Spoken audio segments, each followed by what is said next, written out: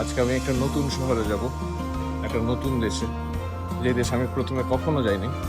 এবং ওই দেশে যাওয়ার কারণ হচ্ছে আমি আমার আইপ্যাডটা হারাই ফেলছি।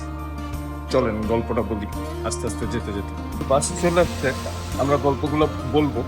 আমার পুরো দিন আছে গল্পগুলো বলার জন্য।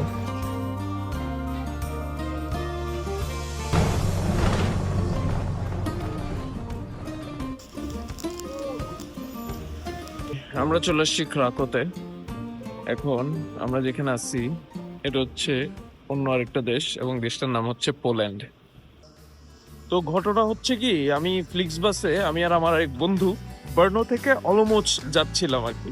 অলমোচ যাওয়ার পথে আমরা একটা শুটিং এর জন্য যাচ্ছিলাম, তো আমাদের সাথে বেশ কিছু জিনিসপত্র ছিল। যাওয়ার পথে আমি কি করছি, ওই জিনিসপত্রগুলোর মধ্যে আমার আইপ্যাডটা রেখে বাসে আমি নেমে পড়ছি। তারপর শুট করলাম সবকিছু, তারপরে খেয়াল করলাম যে শেট, আমি তো আইপ্যাড নিই নাই, সবকিছুই নিছি। তো আমি লস্ট এন্ড ফাউন্ডে জানাইলাম। লস্ট এন্ড ফাউন্ডে জানানোর পরে আমাকে বলছে যে ওকে, তুমি যেরকম যেরকম বলছো, তোমার এরকম একটা জিনিস আমাদের কাছে পাওয়া গেছে, তো তুমি মিলাই দেখতে পারো যে এই জিনিসটা ওই জিনিসটা কিনা। তারপরে আমি মিলাই দেখলাম, তারপরে আমি পেয়ে গেলাম। কিন্তু ধরেন বাংলাদেশে তো মানুষজন পারলে এই আইপ্যাড চুরি করে নিয়ে যায়, ছিনতাই করে নিয়ে যায়, ডাকাতি করে নিয়ে যায়, রাহাজানি করে নিয়ে যায়। তো আমরা চাই না এরকম কিছু। বাংলাদেশেও এরকম নিশ্চয়ই ভালো মানুষ আছে। আচ্ছা চলেন এবার আমরা খুঁজে বের করি যে কোন জায়গায় গিয়ে আমরা এই আইপ্যাডটা ফেরত পাবো। I lost an iPad at Flixbus and they got it here. That's why I came here. So you want to know the number? An iPad with a printed. Yeah, I see. Wait.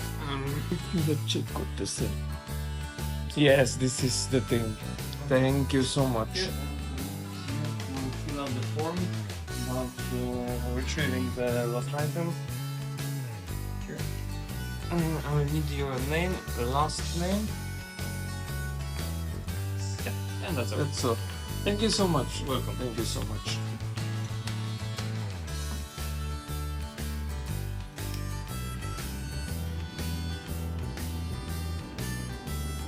So অক্ষত অবস্থায় আমি আমার iPad ফেরত পেলাম।